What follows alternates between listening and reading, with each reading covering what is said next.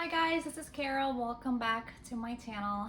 Today I'm doing an update on our IVF journey. If you've watched my last video, I spoke about my experiences in undergoing my first IVF cycle and that I had an egg retrieval on April 28th, which yielded to 4 embryos. Those 4 embryos were then frozen at the 2 p.m. stage.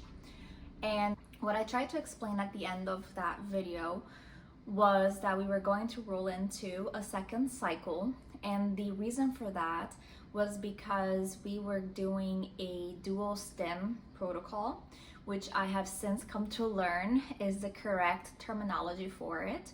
This protocol aims to grow or stimulate as many eggs as possible in the shortest amount of time, where you're doing 2 cycles back to back, all within the same menstrual cycle. And this protocol is fairly new based on the research that I've done. It's best used under 2 scenarios. The first being women who have a low ovarian reserve, which is essentially what I have, and also women who are seeking to preserve their eggs based on chemotherapy treatment for cancer. So they want to harvest as many eggs as possible in the shortest amount of time. So the goal was for me to produce as many eggs in those 2 cycles. Since my last video, I have undergone my second cycle and I've also had my retrieval. So I wanted to give an update on what has happened since then. My second cycle essentially started on May 4th.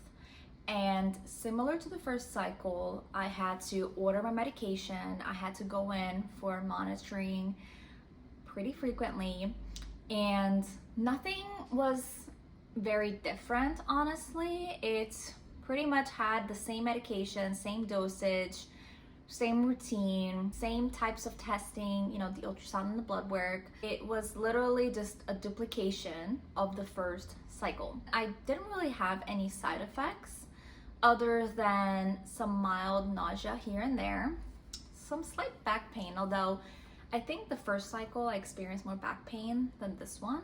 And my arms still, I think, remained pretty bruised. The only new bruising I would say was in my stomach area. So towards the end of the second cycle, some parts of my stomach did have some slight bruising, but it was nothing very uncomfortable or anything like that. The duration of the second cycle also pretty much mimicked the first one, and it lasted about 12 to 13 days. So my second retrieval was actually on May 17th. And before jumping into the outcome of that, I just want to say that this whole process is not something that you can estimate or truly predict. And I now have a better appreciation of that, having gone through these 2 cycles.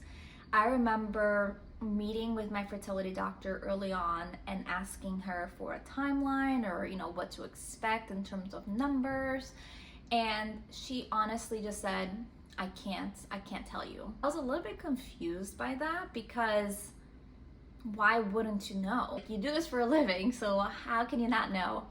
And I have since just read different stories of women online, and having undergone this myself, I have more of an appreciation for how unexpected this whole process is. And I think that's one of the worst parts of it, to be honest. The process itself isn't hard physically, except of course some minor bruising, but it's not painful, I don't think. Even the retrieval process, you don't really feel anything other than some minor cramping. But going through this, it's emotionally exhausting and frustrating because you can't predict the outcome, and there's no way for you to wrap your head around what the future will look like after a given cycle. This ties back to the outcome of my second retrieval, because throughout my 13 days of monitoring, we were expecting 7 to 8 eggs, right? So that number I think remained consistent throughout the monitoring, but we were only able to retrieve 5 eggs. The staff at the clinic was also a little bit surprised. It wasn't something they expected. They did think I would get something a little higher, but I was told that about 20% of follicles, even though they grow through the process, 20% of them don't have any eggs within them. And the other thing is that sometimes eggs get stuck in the ovarian wall, so they're not able to be retrieved. Those reasons probably contributed to the fact that we're only able to get 5 eggs and not, the 7 or 8 that we wanted. So that was, I think, the first, I don't want to say reality check, because in the first cycle we only got the 4 eggs, but all 4 of them matured. So it surpassed our expectations. But this one, we started off a little bit disappointed. And it actually gets worse. So out of those 5 eggs, they were fertilized overnight, and only 1 fertilized normally, meaning that at the end of the second cycle, we were left with 1 good embryo, which again, not something we were expecting. It was definitely a worse outcome than the first cycle. And just given the essence of this protocol we were following, the DuoStim, in my mind, I should have been able to at least have the same results as the first cycle or better. That was a discussion that I had later on with my doctor, trying to understand why we ended up with such few embryos at the end of 2 cycles. And she told me that just because a protocol is recommended, it doesn't necessarily mean that it will work 100% for you. She said that my body simply did not like the back-to-back stimulation. Going forward, if we wanted to do future cycles, she would not advise to have back-to-back cycles again. But anyways, we marched forward. The 4 embryos that were frozen from our first cycle, they were thawed and they were added on with the 1 embryo we got from the second cycle. And these 5 were grown together to the blastocyst stage, which is the stage in which the embryo is large enough for samples to be collected and sent for genetic screening. And that process, I think, has been one of the more frustrating, longest days that I've had to experience in a long time. And I read in a forum somewhere, someone say that this is like the Hunger Games of the IVF journey, which I thought was a little bit funny, but it's anything but, honestly. I had to wait a week for the results to come in, and our doctor told us that out of the 5 embryos, only 2 grew to the blastocyst stage on day 7. And she mentioned that day 7 blastocysts have a 40 to 50% implantation rate, which isn't as good as day 5 or day 6 blastocysts. When I heard this, I was like, what is a day 5, a day 6, a day 7 embryo thing, right? I never heard of this. And I later found out also through my doctor and through research that you want the embryo to grow to the blastocyst stage as fast as possible, and that's typically day 5, although day 6 is also good.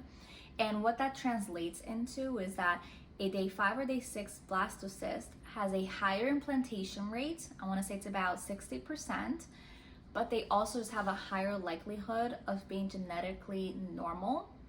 Not taking into consideration my TSC diagnosis, but just the development of the embryo has a higher chance of being normal. I was a little bit disappointed because not only did we go from 5 to 2, but those 2 were day 7. Some clinics I've read don't even keep day 7 blastocysts because they're just of lower quality. And based on my research, it's only recently that clinics have actually been keeping those blastocysts and been implanting them. So there's still a chance, but you want, in the best case scenario, to have day 5s and day 6s. Now we're in the waiting period again, where the samples from the 2 blastocysts were sent to the genetic screening lab for PGT-M genetic testing. And we'll be hearing back in about 2 to 4 weeks to know whether or not they're clear from TSC or any other abnormalities. I was reflecting on this experience so far, which has spanned over 2 months. My 2 cycles were pretty much in a month, but then before that I was going in for monitoring to track my cycle because I had my IUD in place and I just didn't have normal periods. But It's been a draining experience mentally more than anything else. Besides the bruising from my arms and my stomach at the end of the second cycle, I think the worst part of it all is just not knowing what to expect and then having to experience some disappointments along the way, which I want to say is almost guaranteed, to be honest. I've read stories of women who have had as many as like 12 or 13 eggs retrieved, and at the end of the process they only ended up with like one embryo, or women who ended up with no embryos. And when I say embryos, I mean blastocyst, right, which is, I think, to my understanding, the last phase before implantation. So it's not a clear-cut process. It's not a guaranteed process, right? And you're investing a lot of your time, a lot of your energy, a lot of money.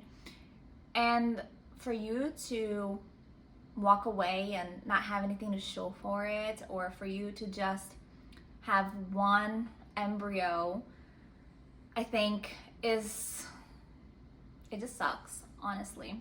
But we're just gonna march forward. I think one thing that is working for us is time.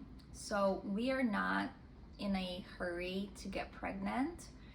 And throughout this whole process of even learning about my genetic mutation and learning about the IVF process, time was always on our side in a way, because I knew that this process could take a very long time and that there were a lot of unknowns. So I was very proactive from an earlier age to try to get ahead of this.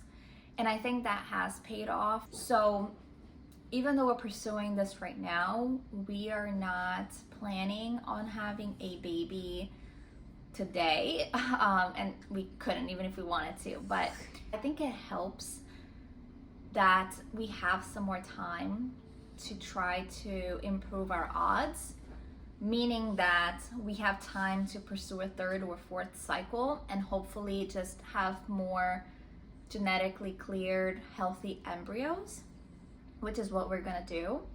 We are going to do a third cycle, but we'll wait until after Labor Day because we have a summer trip coming up, and we also have a smaller weekend trip on Labor Day weekend. And ideally, you want to stick around the clinic area and not travel anywhere, just because of the monitoring and the strict medication schedule that you have to follow. So it just makes sense for us to not have any plans that require us from leaving where we live. So that's the plan for right now. But in the short term, we just have to wait for the genetic lab to get back to us in 2 to 4 weeks with the results of the embryo samples. So I will be back in a few weeks with an update. But until then, I'm keeping positive.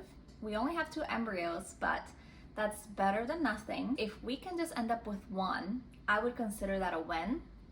Granted, it's not the best case scenario, but it's not the worst case scenario. I'm choosing to stay optimistic, which is very important in a process where you're not guaranteed anything, right? But yeah, so that's all for today, guys. Thank you so much for watching, and until next time, bye.